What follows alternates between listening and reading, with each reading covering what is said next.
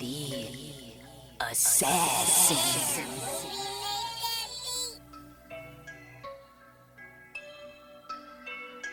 You know I break necks, call me Jack Tate.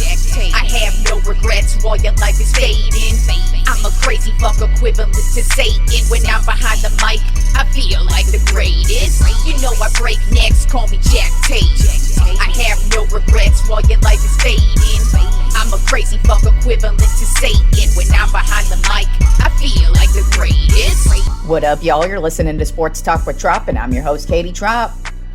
Well, those two Monday Night Football games were pretty much a snooze fest, in my opinion. So let's get right into those two games, if you could call it.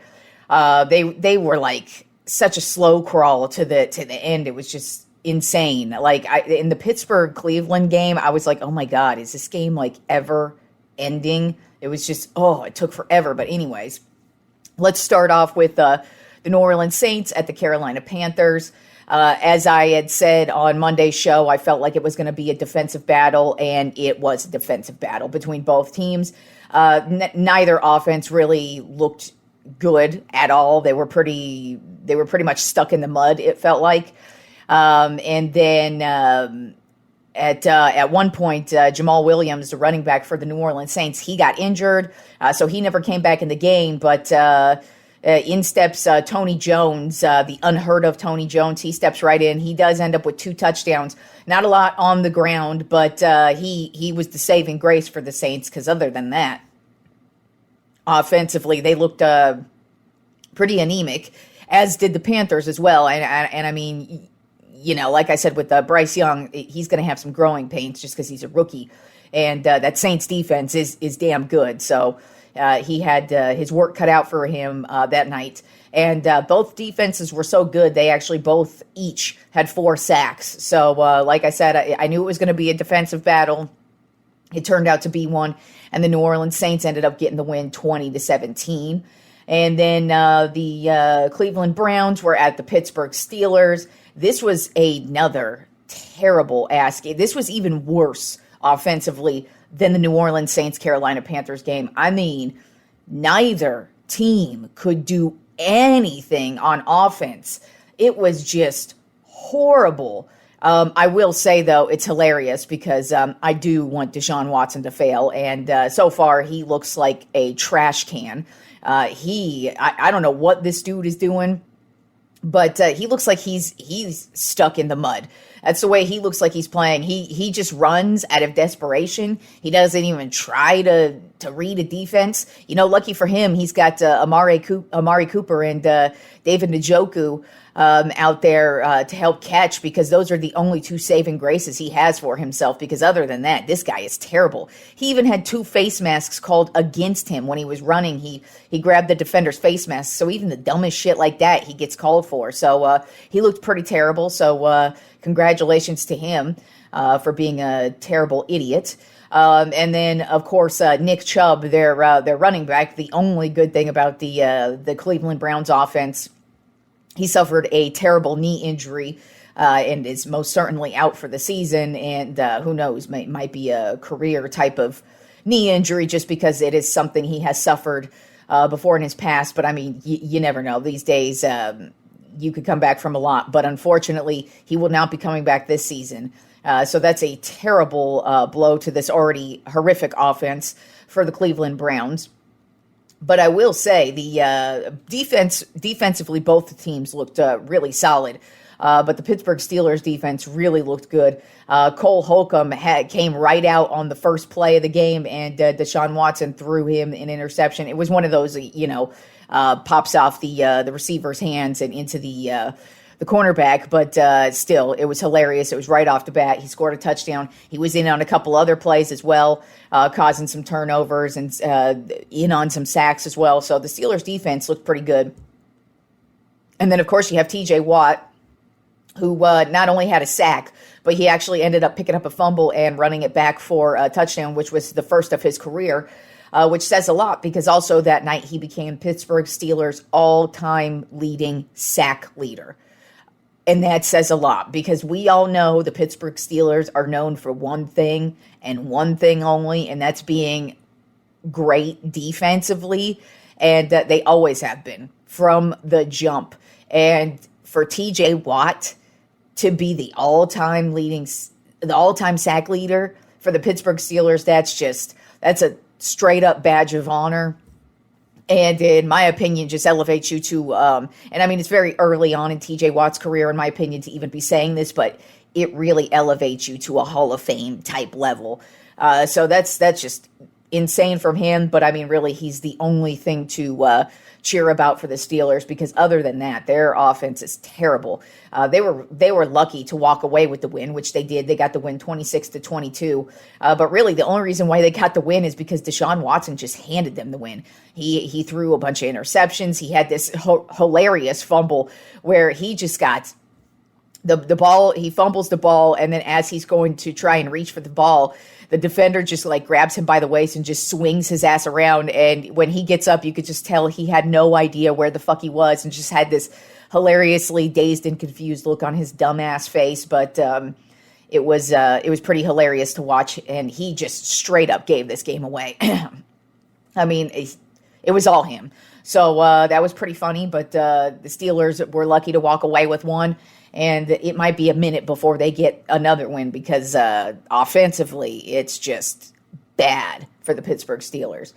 All right, now moving on to some good teams in the NFL. Let's move on to the Week 2 NFL Power Rankings, the Tropp 10 NFL Power Rankings for Week 2.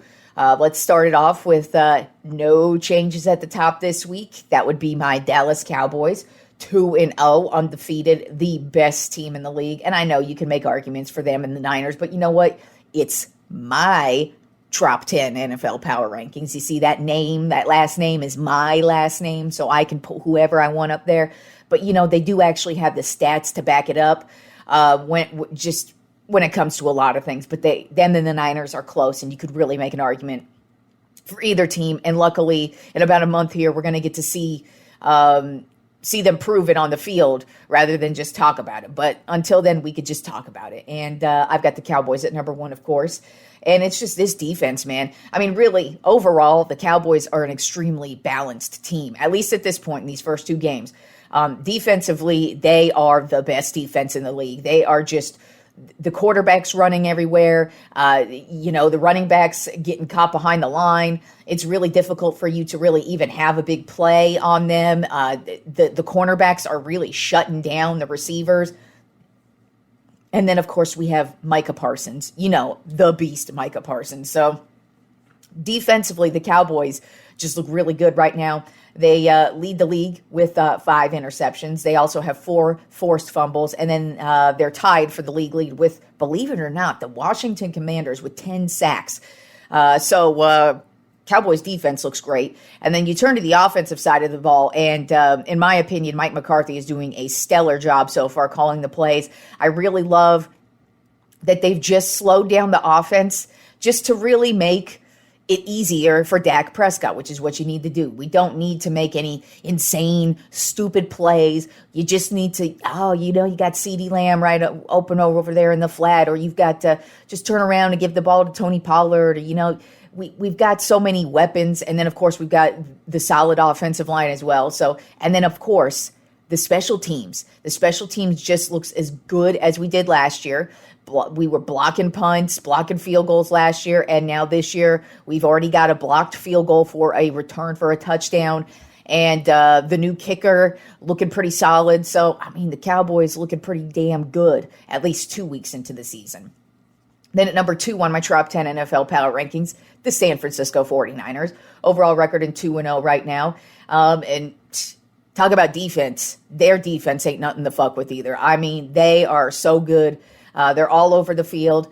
They have 4 interceptions on the season, so they're looking really good defensively. But then you got to give it up to Christian McCaffrey. This guy has come right out the gate, and he is on fire. He's already got 268 yards on the ground and 2 touchdowns. And these aren't like little incremental, like 5 yards here, 3 yards there. No, the dude's getting bursts for like 20-plus yards, 40-plus yards. I think he even has one for 60 yards.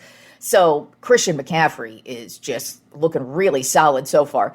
There's always the issues with him with his injuries, so it's always with him. Is he going to get injured? But so far, he looks excellent. And really, overall, the Niners' offense is just putting it together. Deebo Samuel, he finally scored a touchdown this week, and he kind of was the go-to guy outside of McCaffrey in the receiving core. And they just have a lot of weapons, and Brock Purdy looking like he's fitting right in, and the team just really rallies around him. So the Niners, they also have a balanced attack and playing excellent football at this current point in time. Then at number 3 on my Tropp 10 NFL Power Rankings of the Miami Dolphins, overall record of 2-0, and they are just killing it offensively. I mean, they are on fire. Their big 3 offensively cannot be stopped, and they are they either lead the league or right up at the top of the league in all their respective categories. So you got Tua, of course, he's looking phenomenal right now. He's just really opening it up. And he's got 715 yards and 4 touchdowns on the season. Then you got Raheem Mostert at the running back position. He's got 158 yards on the ground and 3 touchdowns, and really just broke out last year. I kind of expected Mostert to do this. I mean, Mostert's always been a very solid back everywhere he's gone. And it's just the injury bug tends to get him. And so that's just always an issue with him. But until that happens, the guy is money. And then, of course, you've got Tyreek Hill, the human joystick. Dude's got 255 yards on the season and 3 touchdowns as well. So the big 3 for the Dolphins offensively, looking really solid, not looking too shabby on the defensive side of things. And we'll see if the Dolphins are able to keep this up. But offensively, they are tops in the league. Then at number 4 on my Tropp 10 NFL Power Rankings of the Philadelphia Eagles, overall record of 2-0, and they're just doing what they do, getting it done on the ground. DeAndre Swift had a huge game last week. So far in the season, he's got 178 yards and a touchdown, so he's fitting right in with this because their ground attack. Last year, that's what it was all about, their ground attack, and they're back at it. I mean, they lead the league in rushing yards, so they're right there.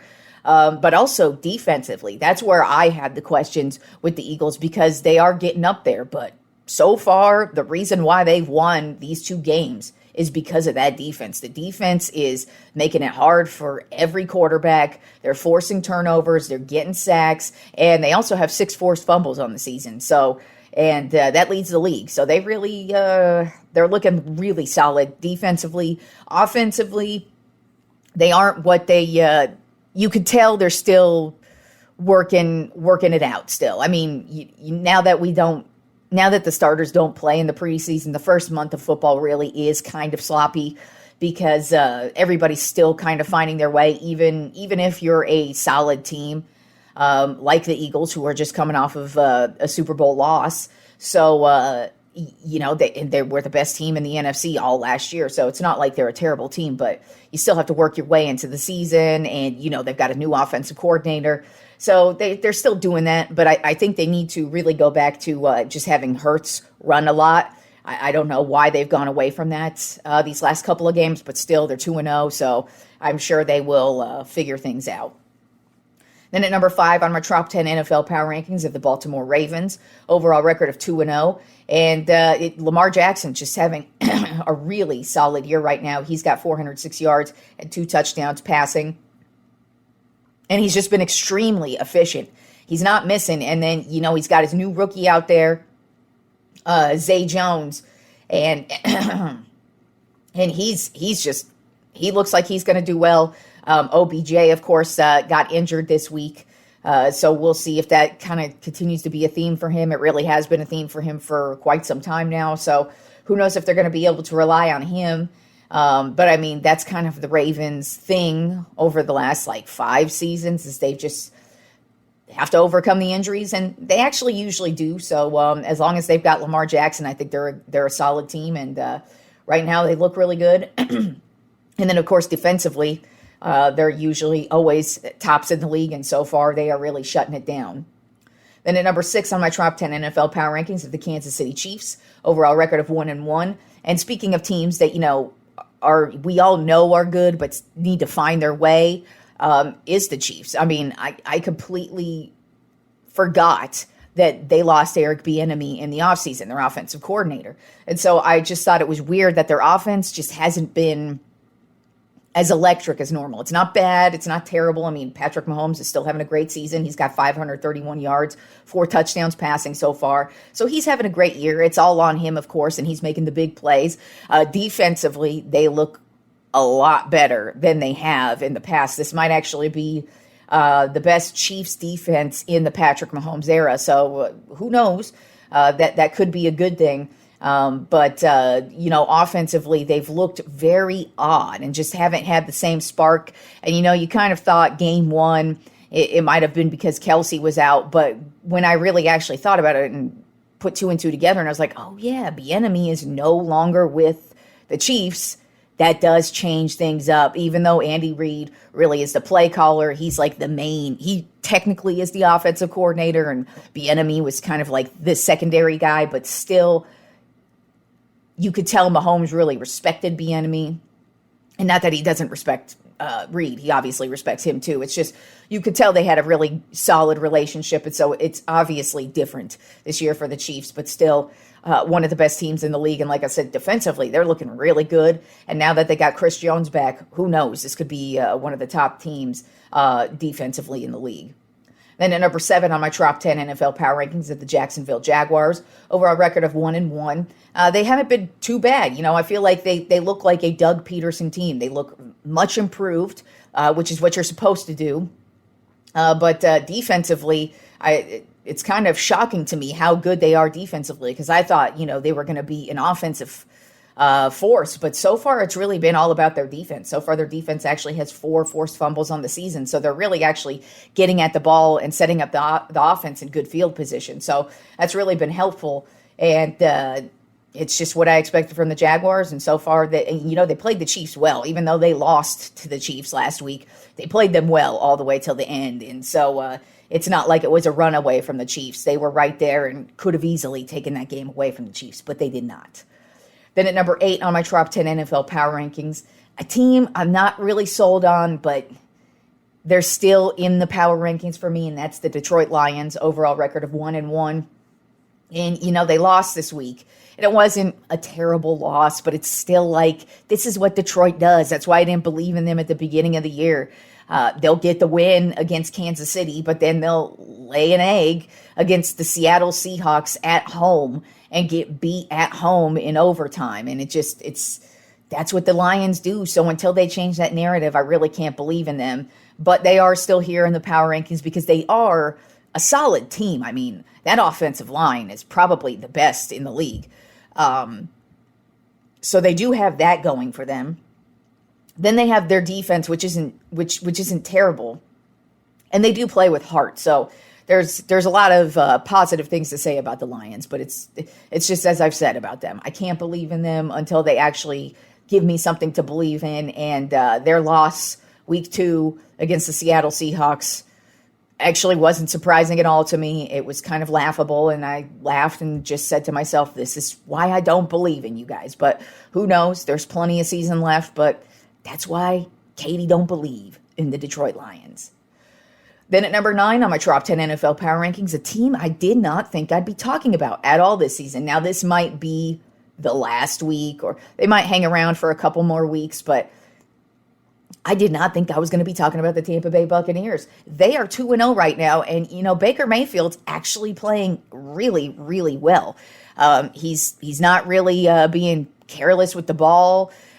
He's blowing up plays. He's taking advantage of because the good thing for him is he's coming in with weapons. He's got the good receiving core with Mike Evans, and then the offensive line not that good, but their defense really freaking good. They actually have 3 interceptions on the season, so defensively they're really taking care of business. And then just Baker's playing his heart out and just taking advantage. And then of course you got Mike Evans, who just continues to be a solid wide receiver and completely reliable, and proves it time and time again. But like I said, I didn't think I'd be talking about the Buccaneers, but I have to. It's undeniable because they actually have been winning big too. Not just they barely beat the Vikings, but they still beat the Vikings at home. And so they've been getting some good wins. So got to give them a shout at least for week 2. And then rounding out the Trop 10 NFL Power Rankings, another team I didn't think I was going to be talking about. But this is the third team from the NFC East that I'm going to be talking about, and that is the Washington Commanders. Did not think I'd be talking about them, but they are 2-0. I think they're a fake 2-0, though. I think at some point they're going to start to fall off, but you know what? We got to give it up to them because these 2 wins have actually been good wins. I mean, they barely got by the Arizona Cardinals, but last week in Denver, they were down by 21 points in Denver and slowly made a comeback. And defensively, they're actually looking really good. Like I said, to start the Trop 10 with the Cowboys, the Commanders are tied with the league lead in sacks with 10 sacks, and Chase Young only has played 1 game so far. So defensively, they're looking pretty solid. And then you have Brian Robinson in the backfield, who's got 146 yards and 2 touchdowns so far in the season. So I got to give it up to the Commanders. I don't think it's going to last. But until it doesn't, I got to give them their props. And like I said, that is the third NFC East team we have in this week's Trop 10 NFL Power Rankings. So pretty tough division that the Cowboys are in as well. And that the Cowboys are dominating, by the way. Thank you very much. All right, now let's move on to the Thursday night football matchup, which is, going to say it now, going to be a snooze fest. Unless you're a San Francisco 49ers fan. You'll probably enjoy this one. It's going to be the New York Giants at the San Francisco 49ers. Right now, the Niners are a 10.5-point favorite. That's completely makes sense. That just makes sense to me just because not only are the Giants terrible, yes, they had that comeback win over the Cardinals last week, but that was over the Cardinals. They are a terrible team, and they will not have Saquon Barkley in this one, so that makes them even more of a terrible team. And the Niners are one of the best teams in the league, and I just kind of have a feeling this is going to be an ass-kicking from start to finish. I've got the final score, San Francisco 49ers winning 38-7. Don't ask me how the Giants are even going to score that 7 points. I wouldn't be shocked if it was 55-0, but I'm going to go 38-7. We'll say the Giants just magically get down the field at the end. We'll say like garbage time. They probably score 7 points is what happens there. But regardless, it's going to be an ass kicking tomorrow in San Francisco. All right, now let's move on to the AP Top 10 college football rankings for the week. Not a huge shakeup. My Texas Longhorns have moved on up, so I'm pretty excited about that. But we also do have a couple of decent matchups to discuss that are coming up over the weekend as well. So let's kick it off with number 1, of course, still Georgia, still undefeated, 3-0. Did have a close call against South Carolina last week, only beat them 24-14. That is a low-scoring affair for Georgia, but they still got the win.